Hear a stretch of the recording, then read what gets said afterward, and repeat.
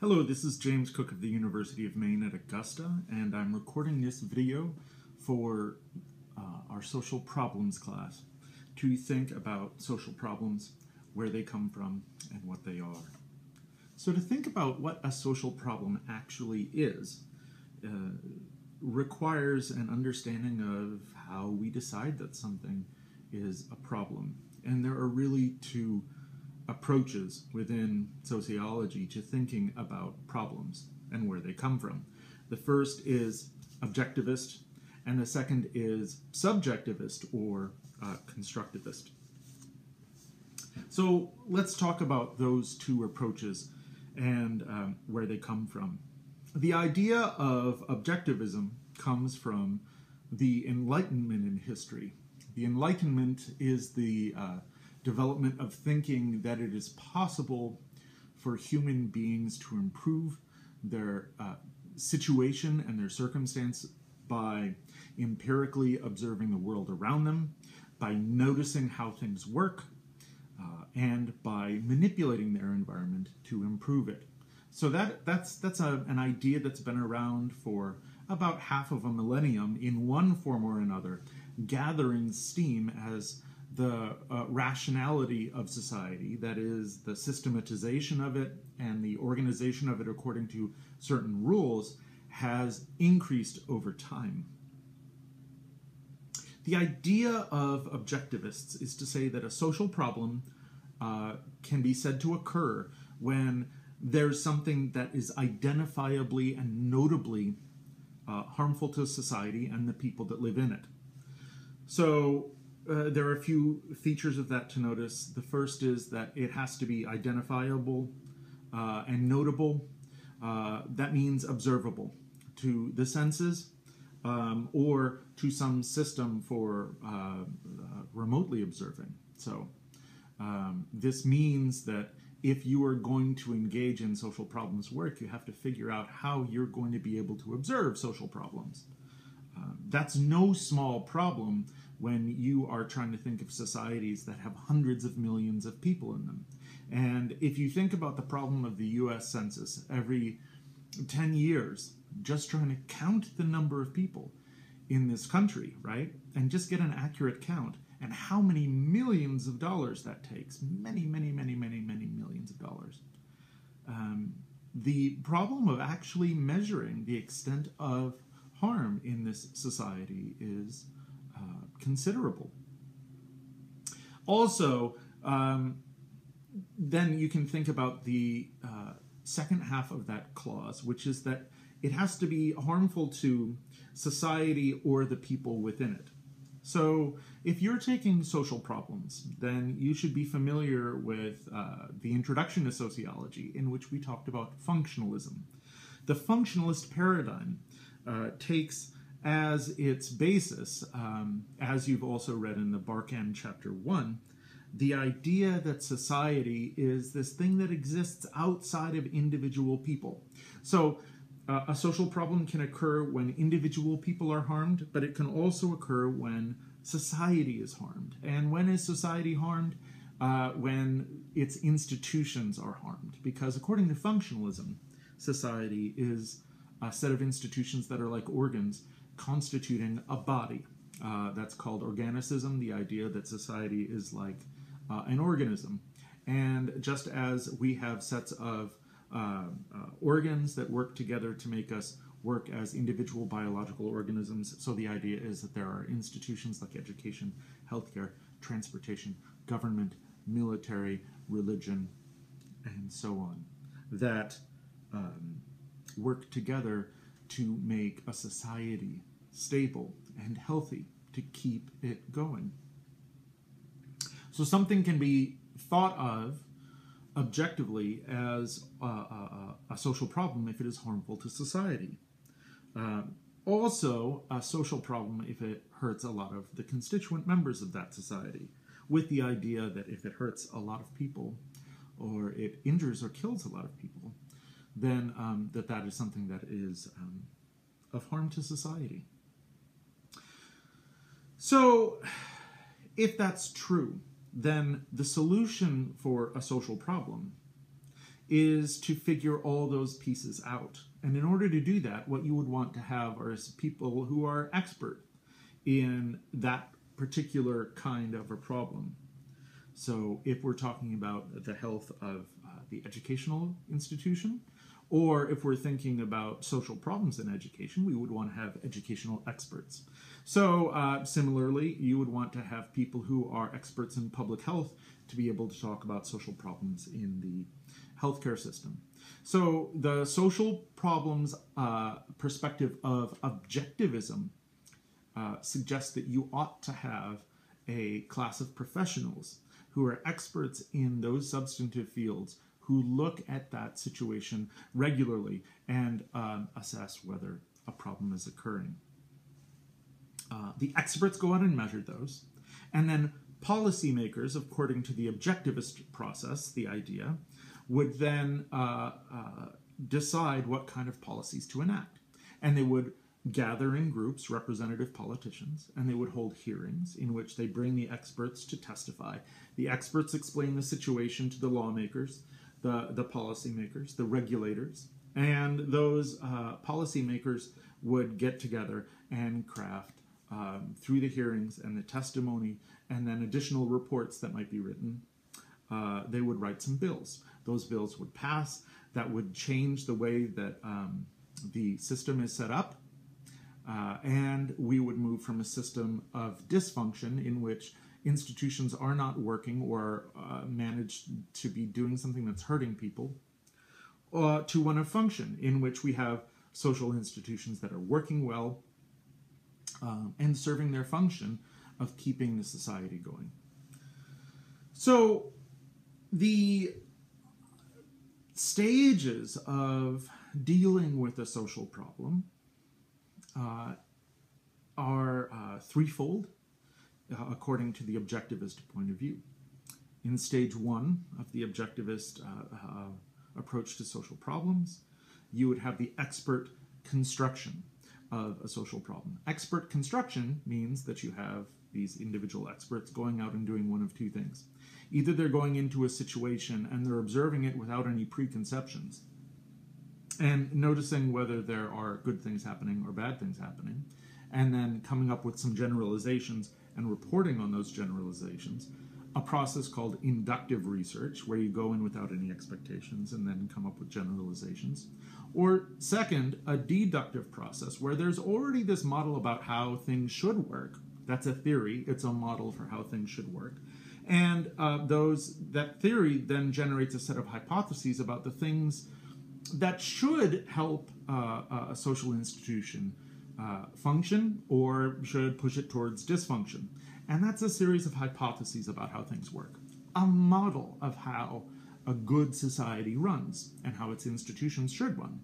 And then the experts can go out and they can assess that. And it can turn out that the models can be proven wrong and then replaced with new, better models. But then you would, at the end of that expert construction, whether this is an inductive process in which you just walk into a situation and learn new things, or you come in with a model and you test that model and see how things are going, the experts come out at the end of stage one with findings and recommendations. The deliberation then happens in stage two. That's where policymakers come in. And then there's resolution. And resolution is when the policymakers then hand it off to who? To the leaders of these institutions and to those who regulate those institutions in government, whether this is corporate government or nonprofit governance or political governance. Those are three kinds of governance. So then whatever the governing body is, whether that's corporate, nonprofit, or government, policymakers would then hand that off to those people who would devise the new systems and implement them in a way that would result in better functioning institutions. So this is why we now have, we had a food pyramid. It's been replaced by a food plate. Before the food pyramid, there was a food wheel. But all of those food recommendations for the last, 80 years from the United States government have been through the result of experts making testimony saying this is what we know about good food groups and how much of them should be eaten. And then the government puts out educational materials to help try to shift what we eat. Why? To keep society functioning. The recommendation that we brush and floss 3 times each day that was given to us over and over and over again was the result of a social problems process in which there were people who had lots of bad teeth in the United States that affected their health, that affected social productivity, and so we were able then to suggest changes that hopefully would improve dental hygiene, which has improved over the last 100 years. Contraceptive policy regarding contraceptive safety, safety assurance, recommendations regarding the use of contraception. What contraception is considered safe? What contraception is considered unsafe? These are all subjects of hearings. When we're talking about corporate policy, there are often changes in best practices for a corporation. That is, what it is that they should report, how often they should report it, to whom they report it, so that information can be shared. Food safety practices, right?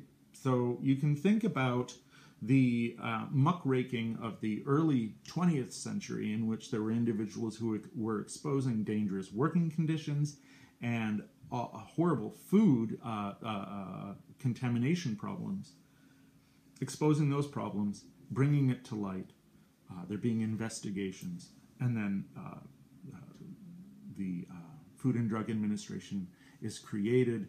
That administration's job, from this objectivist point of view, is to make sure the food is nice and safe. The Occupational Safety and Health Administration, OSHA, is created, and that is another government body, the purpose of which is to make sure that workers are supposed to be safe at work, and that they do not fall into sausage makers and are ground up into meal anymore, as was documented at the beginning of the 20th century, over 100 years ago. So these things are supposed to improve. Things get better and better and better. That's the idea, or the ideal at least, of a functioning objectivist social problems way of thinking about the world. That seems like a pretty easy and straightforward definition. And you can even apply that to the administrations themselves, right? So this government apparatus, whether it's corporate governance, nonprofit, or political governance, is set up in order to accomplish these things. But of course, you also have to make sure that that functions. So then you have government accountability offices, the GAO at the federal level, government oversight committee within the Congress. You have, and the whole idea is that you have to have administrations to make sure that the administrations are running properly. It's all the idea of institutions working well. But when we look closer and closer at the subjectivist way of looking at the world, we realize it's not as clear as it seemed at first. For one thing, we might ask, what is harm? So, how do we know when harm exists? And do we have actually a nice, smooth, easy relationship between apparent harm, numerically speaking, and action to regulate that harm? For instance, we know that cars are harmful. How do we know that? We know that because there is an administration called the National NHTSA, National Highway and Traffic Safety Administration, which is part of the United States government. And they collect national statistics on fatalities in car crashes. So in 2017, the last year for which this is available, we'll get 2018 in a few months. They're still counting. We know that there were 34,247 fatal crashes, killing a total of 37,133 people in the United States.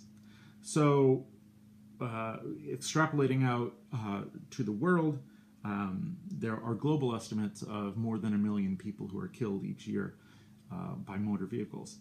Now, in the United States, we know that this is not just the people who are in the cars. So there were 5,977 people who were pedestrians who were killed. There were people riding bicycles, not motorbikes. 783 of those folks were killed. So this is many hundreds and hundreds and hundreds of people. And yet, how many hearings are there on car safety in the United States, in the United States Congress?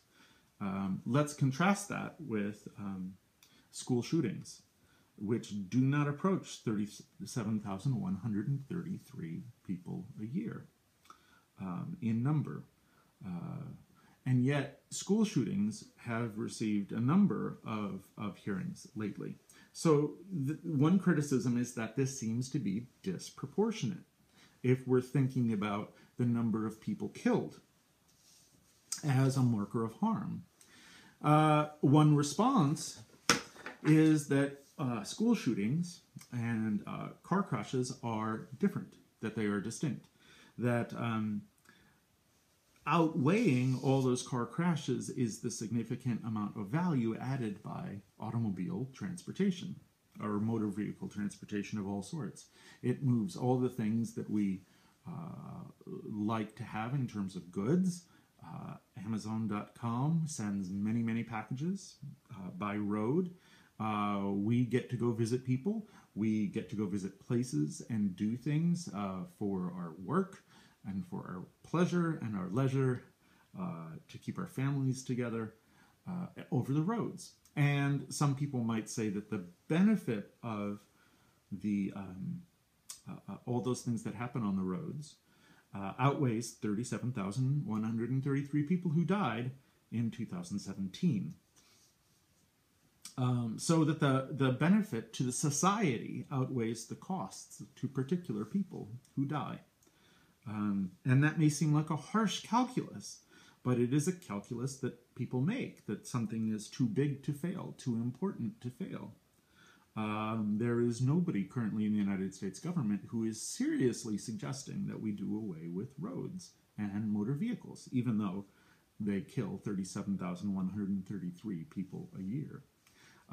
There are no arguments that are suggesting that there's a similar large social benefit to people going into schools and shooting people, that there doesn't seem to be any redeeming quality. And so, since there is nothing outweighing those deaths, individuals who are arguing about that as a social problem are able to make advocacy regarding it because it's a very straightforward problem, because there is no benefit, at least that has been demonstrated yet, to people going in and shooting other people to death in schools. So you can, with an objectivist point of view, try to make a response there. But then you can also start to ask other questions, like who is being harmed? And to start to question the kind of harm that we pay attention to, and that we might pay attention to certain kinds of harm, but not others. For instance, the idea of racism as being something that is sometimes looked at, but sometimes not looked at. Sexism as a problem that is sometimes looked at, but sometimes not looked at. And some kinds of discrimination as not being looked at all. For instance, attractive people versus unattractive people, lookism, old people versus young people, ageism.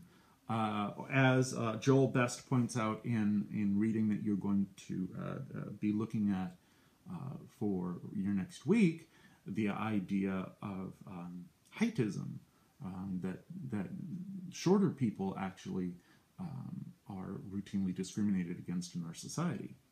So all of these ideas of discrimination involve social problems, competition, that some are paid attention to, some are not. Some get lip service, without solutions, and others are never even talked about really at all. And so one criticism is to say, why is that? As opposed to the kind of response that happens when there is a military attack or a natural disaster. And even within natural disasters, critics will point out, objectively speaking, there was a great amount of harm to the island of Puerto Rico, which is a U.S. territory, and yet were long waits for the restoration of electricity. There are still areas of the country that have not been reconstructed. And why hasn't that social problem been addressed? The question goes, if we're going to look at it objectively, there was a great amount of harm done. Why has there not been a great amount of repair?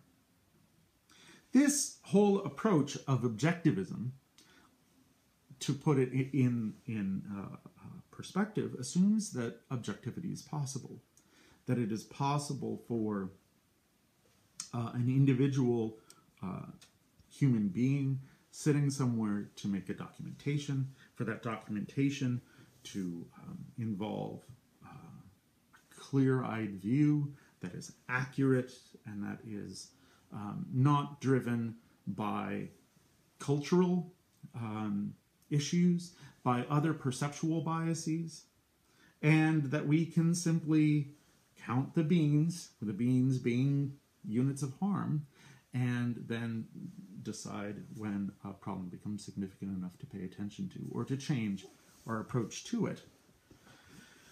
But what we know in the social sciences is that objectivity is actually one of the most difficult things to achieve, and that we actually have a number of biases in our approach to the world that make it very difficult for us to perceive a situation with clarity. So one of the issues then is to think about what those kinds of biases are. And critics will point out that there is there's a series of biases. These are tendencies to make observations that predictably differ based on who you are, where you are, what you've experienced before, and that make your observation different than the observations of others. So one of these is called anchoring bias, right? So anchoring bias happens when we get a piece of information in. And information can mean either a belief about what is true or a value about what is important, like a problem. And that studies have shown that when we have an initial piece of information, given a value or a belief, that we tend to hold on to that even when information that is not compatible with it comes along later. So I'll give you one example.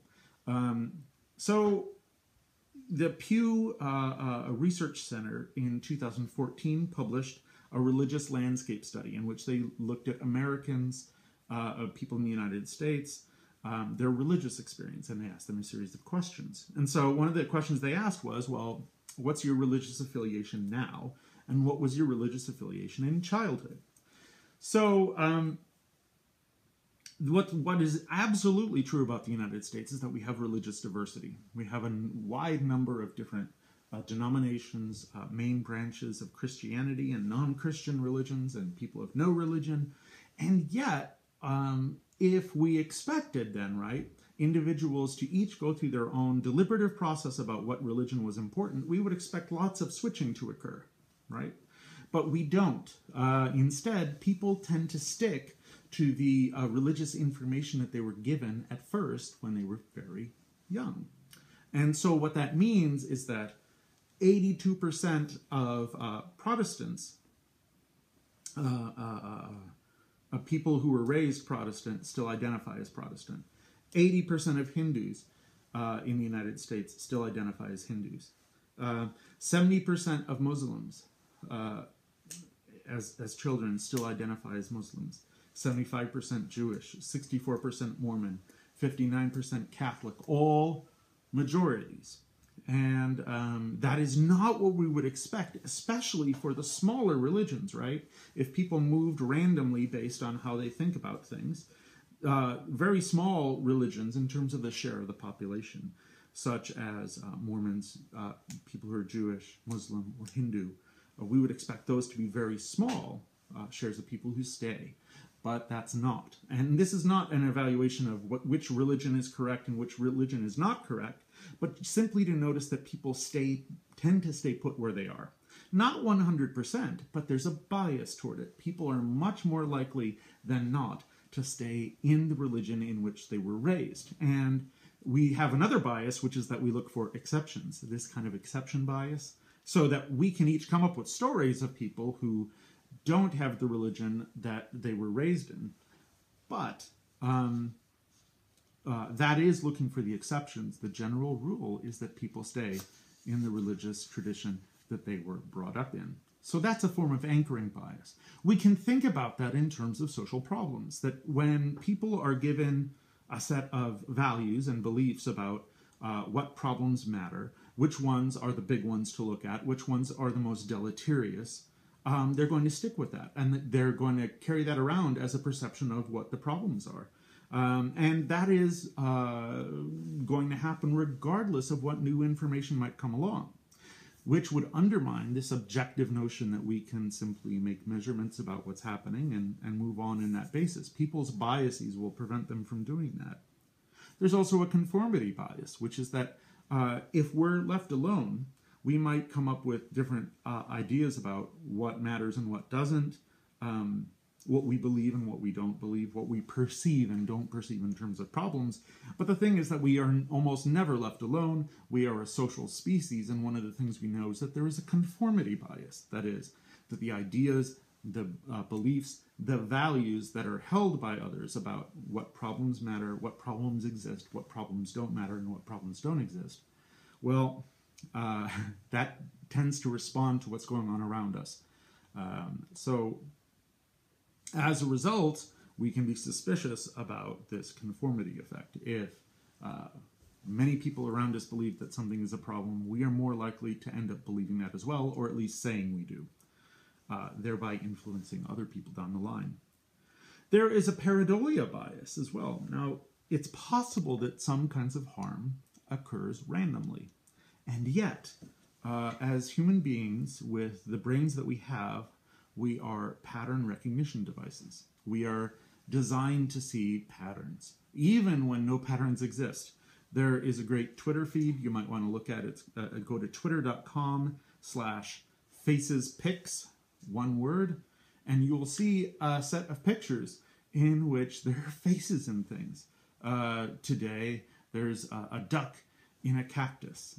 Another day, there might be a picture of a smiling face in a church, or an angry trash compactor. And that's all that it is, but our eyes will see them, and then once we see them, it actually looks like it has a personality. Well, we see these patterns sometimes where randomness occurs, and that can make us think that social problems are occurring in a systematic way when they really aren't. Then there's framing bias. Is the stock market going up or is it going down? It turns out that you can get people to think differently about the stock market by shifting the range of dates that you show them. Do you just show them the last day? Well, it might look like the stock market is really going down, but if you look at 6 months, it's been going really up. So you can get people to say, oh, the stock market's doing great, it's doing poorly, depending on the range of dates they see, how far back they go, what their frame of reference is, right? What you include in the information and what you exclude. So for that reason, people can be manipulated into believing that there is a problem or that there is not a problem. One of the best examples of this in the area of climate change was in the years of 1997-98. There was a spike in temperatures that was quite profound, and then for years after that, that big spike, which then led to, a return to what was previously normal, if you only looked at those years, it looked like global temperature was going down. But that was ignoring the many years before in which the temperature was much lower. There was a temporary spike, and then it went back down a while, and then slowly going up, but it took a number of years for it to surpass the 97-98 global temperatures.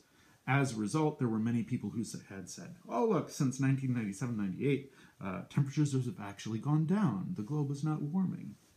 That's framing bias. And the fact that people do that sort of thing means that they're not objective.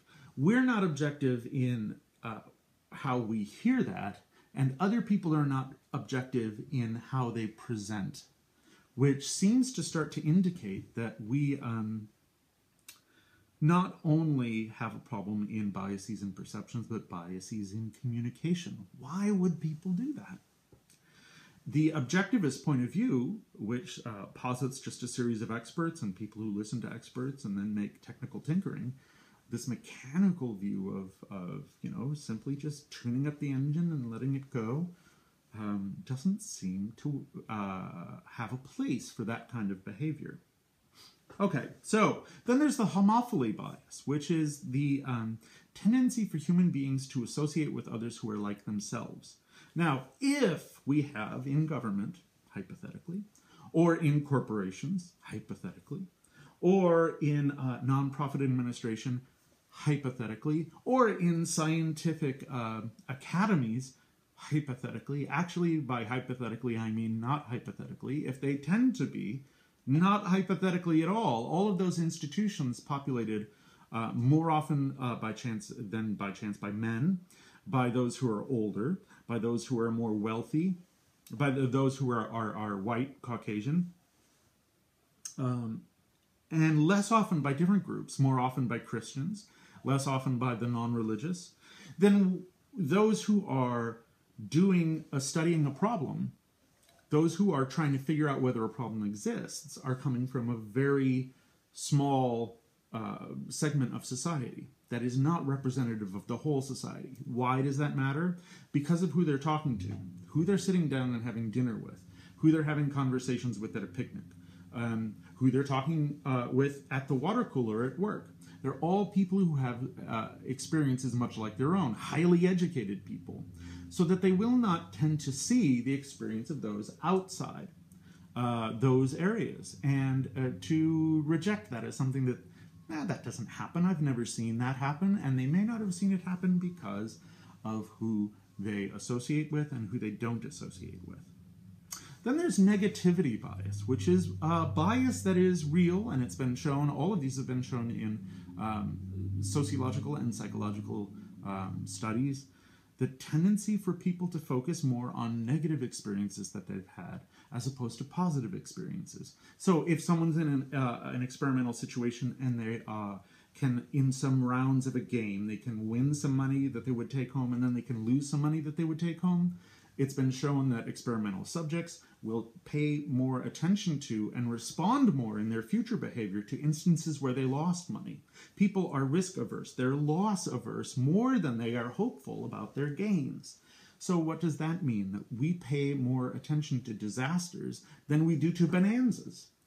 We pay more attention to the bad times than we do to the good. And that bias, which is part of our makeup as a species, it makes us assume that situations often are worse than they are. And then there's the selective perception bias, which was made famous by a pair of researchers who asked experimental subjects to count the number of times that a basketball was passed around a room, only by people who were wearing a certain color t-shirt. Why? Because it was hard, because they had to pay attention to it, and then they passed a gorilla through the room. And very few people who were in the experiment actually noticed a gorilla walking in the room. Why would that matter? Well, then they took that to the area of medical problems. And they inserted pictures of gorillas into lungs, pictures of lungs that had been had X-rays for imaging. And the radiologists look at them, and they're looking for tumors, and they never see the picture of the gorilla waving at them, because that's not what they're trained to see. How that applies to social problems is that when an institution becomes tuned to look at one set of possible bad outcomes, and it develops a set of procedures to do that, it may not actually observe the outcomes that are bad, the patterns of outcomes that are bad, that it is simply not trained to see, that it doesn't have procedures to look at. So when that occurs, we may miss a problem simply because we are not trained to look at it. And that's really a subjectivist point of view now that we are beginning to move toward. One in which we begin to think about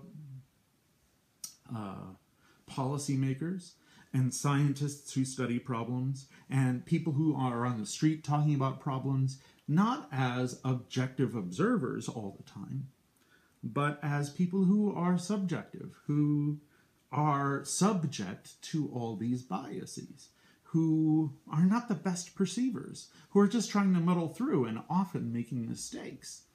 And, let's go back a little bit, who are often subject to the pressures of people who are coming forward and trying to say that something is a problem when it maybe isn't, who are trying to make people perceive a pattern when there might not be one. And then you can start to ask questions like, well, why would people do that? It's a little bit easier to think about why we might all have problems with perception. But a second point in the subjectivist point of view, which is that we're all inaccurate perceivers and inaccurate communicators, is that sometimes we have a strong interest in making an inaccurate claim, that saying something is a problem when it's not, or saying something is not a problem when it is. Instead of observations of objectively verifiable reality, then we have, in the subjectivist point of view, claims. And the word observation is supplanted by claims, and it's the claim that something is a social problem that we become interested in.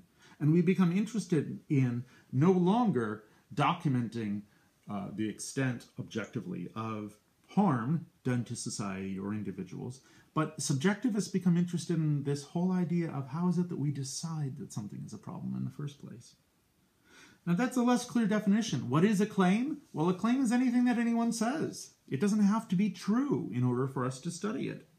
The idea is that it is something that is filtered through our psychological biases, yes, but it is also filtered through social bias, that individuals have interests, they have cultural preconceptions and values, beliefs about the way the world works that may be true or may not be true, and those all motivate desires for money and resources based on the position you're in versus others, this jockeying for advantage.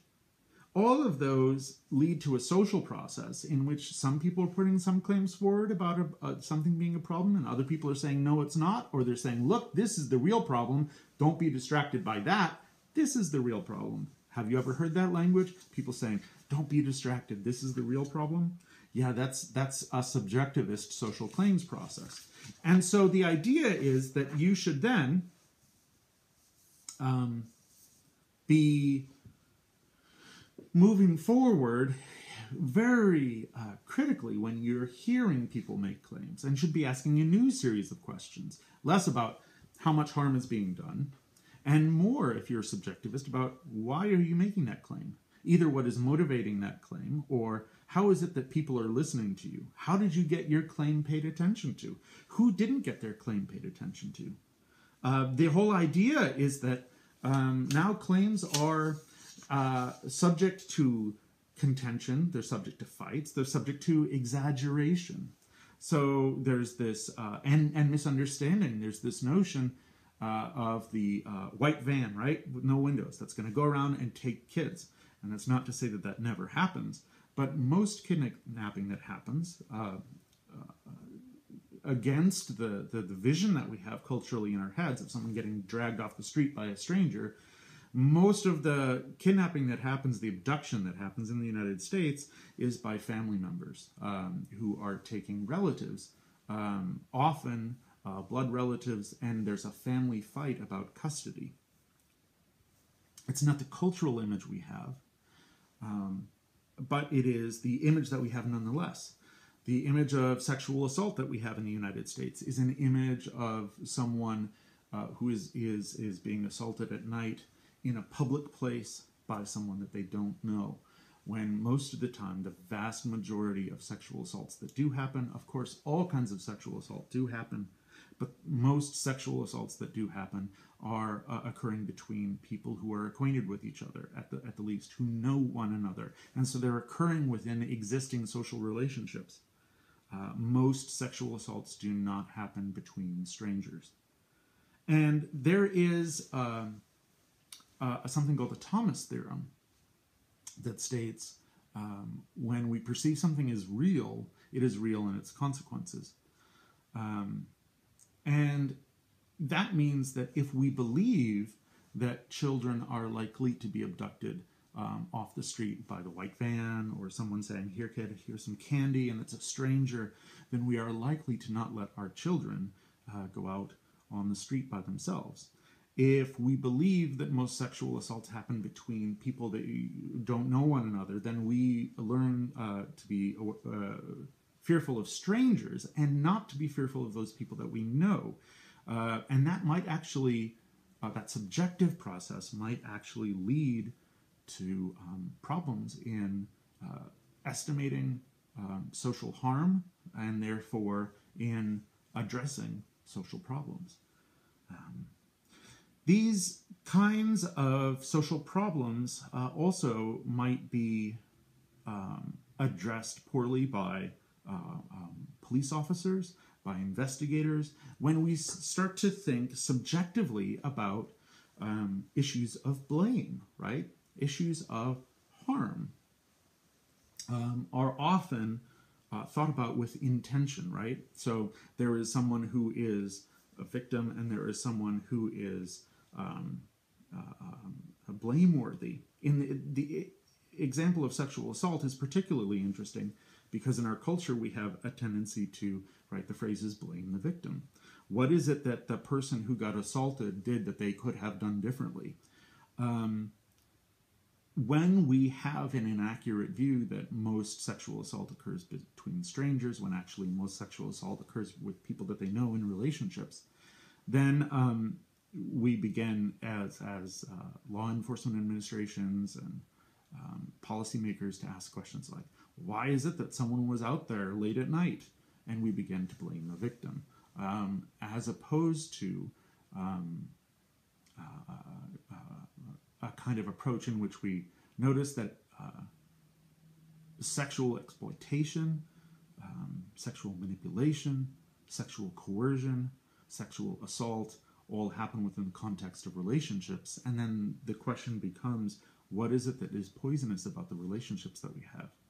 What is it about some people in relationships where they take advantage of others? And how do we begin to address the social problem of people taking advantage of one another, of people hurting other people, and pay attention to those who are perpetrators, and thinking about how we get people not to perpetrate?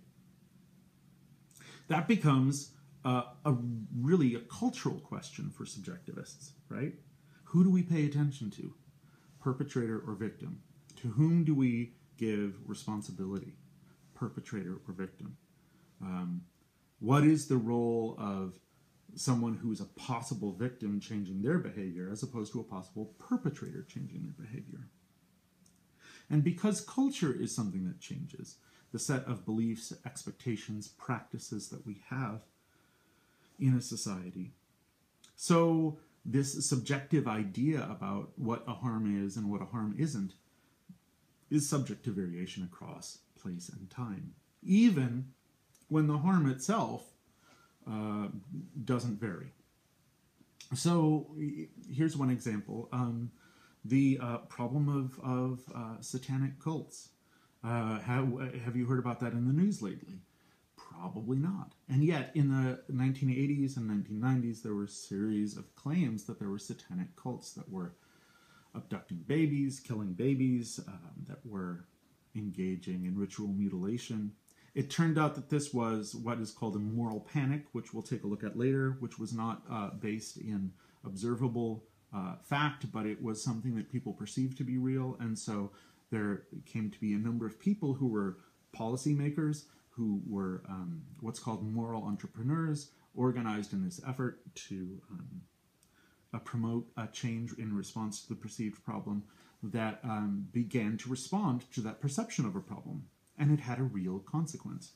Among that set of real consequences, because a lot of the claims about satanic cults were in childcare centers and around ritual sexual satanic abuse, was that the gender makeup of those who were childcare workers changed from the 1970s and early 1980s to the late 1980s and 1990s, and since fewer men were permitted into that profession, and so it became a highly feminized occupation when it had not been so highly feminized before. We can also think about something like shark attacks, right? In the 1990s and 2000s, in the first decade, the idea of shark attacks was a big deal. Shark Week was this big feature. There were regular nationwide news stories about when a single individual got hurt by a shark, people got afraid of the beaches. They stopped going to the beaches. They were engaging in all kinds of precautions. Sharks haven't changed their behavior, and yet we have, culturally speaking, stopped paying attention to it, to the extent that we've had sharks in our culture. Recently, in recent years, it was Left Shark, who was a person dressed as a shark who danced strangely at a Super Bowl, right? So the salience of shark attacks as a social problem goes away. Why? Not because sharks go away, but instead because our cultural attention goes away. That's a subjective process. So what is the solution to a social problem?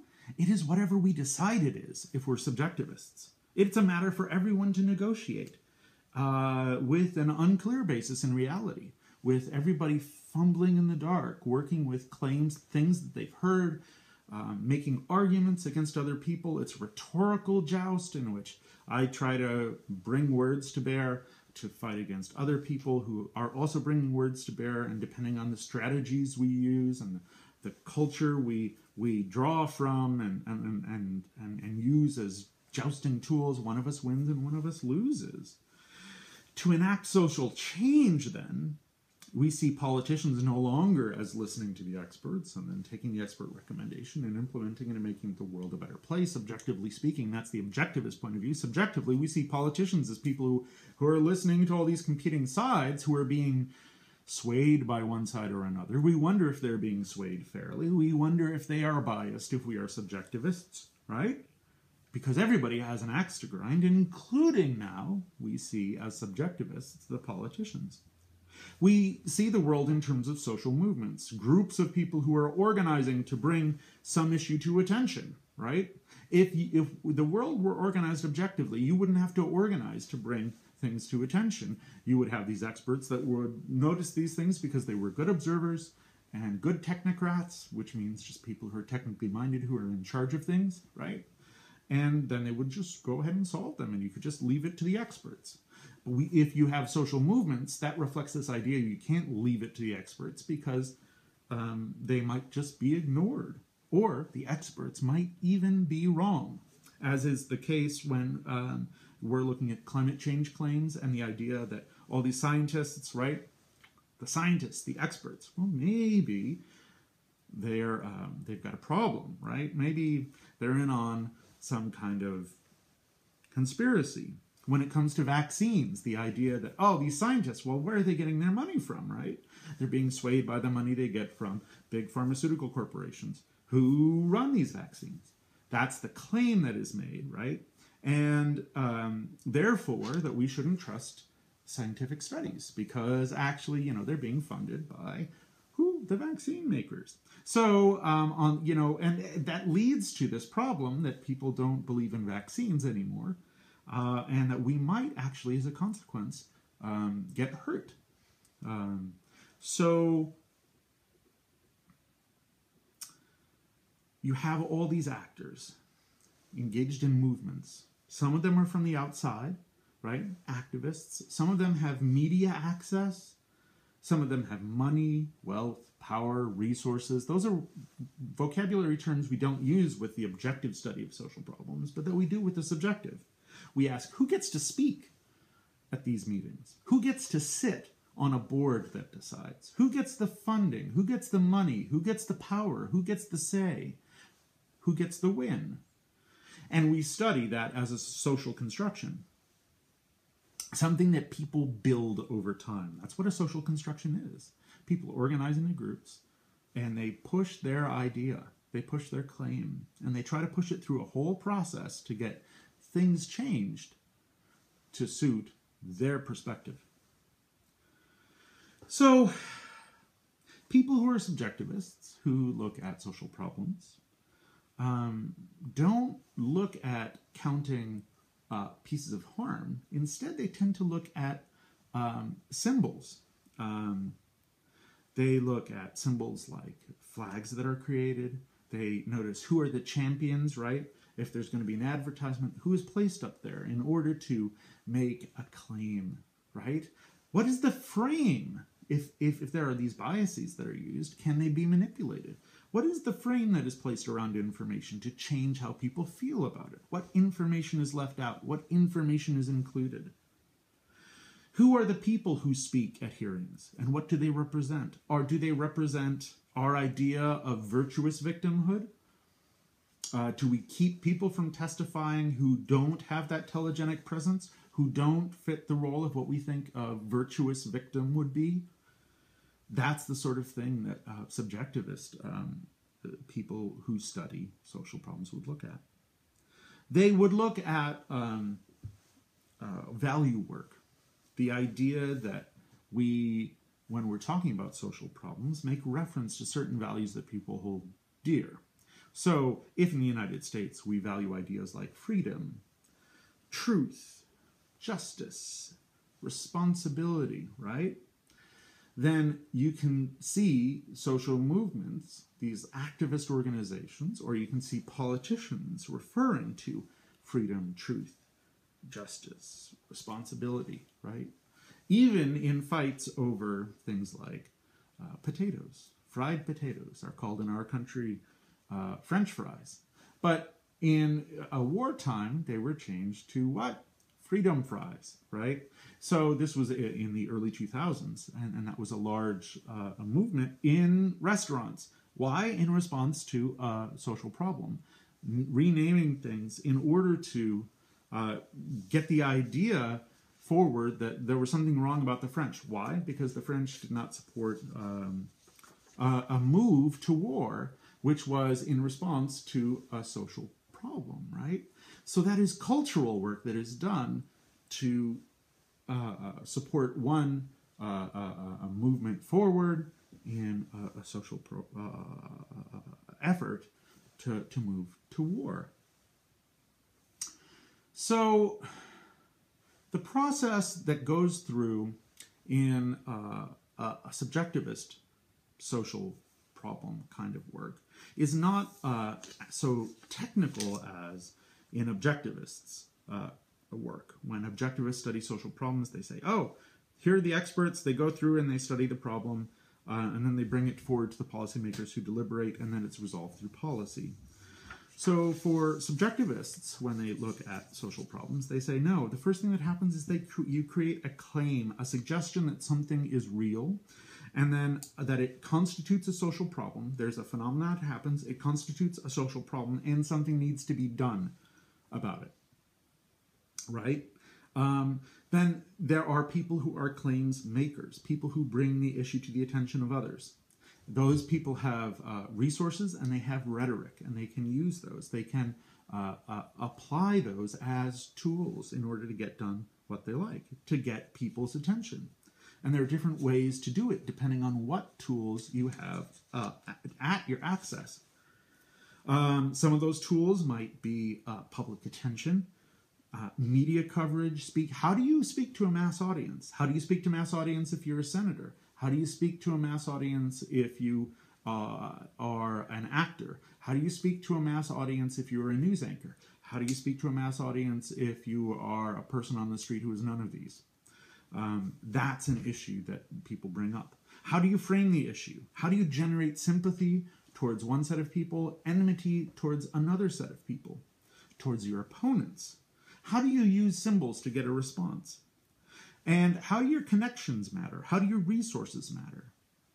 Then, how does everyone react to you? How does the public react? Notice that in the objectivist point of view, what the public thinks about it is not really relevant because they're not involved in the process. They're just sitting there waiting to benefit. All the experts and the policymakers do their thing. Here, public reaction really matters because as the public reacts, they will demand a response from their policymakers, or they will ignore the contestation that such a thing is a problem. And in order to figure out what the public is going to think, then subjectivists point out you have a whole industry of people who are paying attention to public opinion. Public opinion pollsters, right? Pollsters matter because if social problems work and policy making to respond to social problems is subjective, and if the public has a role to play in making pressure, then finding out what the public believes really does matter. And then when it comes to policy making, that's another part of the process, right? So that's one place where the subjectivists and the objectivists agree, that policies are made. But, and then also that then there are groups that are supposed to implement the policy, okay? And that train people to do the work that policymakers have decided upon. The objectivists and the subjectivists agree that something is done, and they agree that policy matters. But how you get to that point, objectivists and subjectivists really disagree about. And finally, we can move to a point where we can turn the critical lens on to subjectivism that we did to subjectivism, that we did previously toward objectivism. So just as objectivists have the problem of, perhaps being a little bit too cocky about being able to clearly measure what harm is, about not attending to their own biases, not attending to which claims of harm are paid attention to, or which kinds of people getting harmed matter more and which ones matter less. So we can say subjectivists have a set of problems. One is that they seem to ignore the potential for there to be real harm and for societies to actually crumble. Sometimes societies fall or societies fail. There are sometimes when lots of people get hurt, and people really getting hurt and really dying does happen in this world. The subjectivists offer no path toward that real solution. Instead, they're interested in studying the process, not what the right result is, not what actual real harms there might be. Certainly, there are biases in figuring out what those might be, but objectivists would say, well, why don't we try to overcome those biases? Subjectivists would say, why don't we study those biases? Which is interesting, but if you're interested in lessening social harm, if you're interested in making the world better and not just studying how bad the world is, then you've got a problem if you're a subjectivist, because there's no path to actually making the world better. In fact, it assumes that claims are to be suspected, that there is no actual method in subjectivism for assessing what claims of harm are valid and which ones are invalid, which ones are more likely to be true and which ones are less likely to be true. And so when we get to the end of this entire process, we might conclude that both the subjectivists and the objectivists have a point. The objectivists have a point that there are people getting hurt in the world, and we want to, if we care about other people, or if we care about societies, and societies take care of people, we want to make sure that both are healthy. We want to do something to make the world better. For that, the objectivists have a claim of merit. They're trying. The subjectivists are people who we could say they have their eyes open, and they say that process is not perfect. And if we are going to pay attention to the ways in which that process is not perfect, and it actually can lead to some people always getting advantage over other people in the social claims process, and other people never getting a fair shake, and if figuring out how that biased process works, then maybe by figuring out how that process is unfair, we can begin to figure out ways to make it a little bit more fair. I think there was a student who said, gosh, about this one approach, yeah, isn't that perfect? I can't think of any criticism. And I think really we can think of criticisms of both approaches. And by adopting both approaches and studying both approaches this semester, I'm hoping that we can get some kind of triangulation so that we can start to, if we're objectivists, if you're an objectivist, you can start to say, how can we take account of those biases when we make our measures? If you're a subjectivist, ask yourself, well, what are you going to do about this at the end of the day? Sure, it might be a contestation that has to do with power and resources, but how can you actually intervene to make it better? Think about those challenges depending on which side of the objectivist-subjectivist line you fall, and challenge yourself. Challenge your own preconceptions about how social problems should be studied as we move forward this semester, because we're going to do both.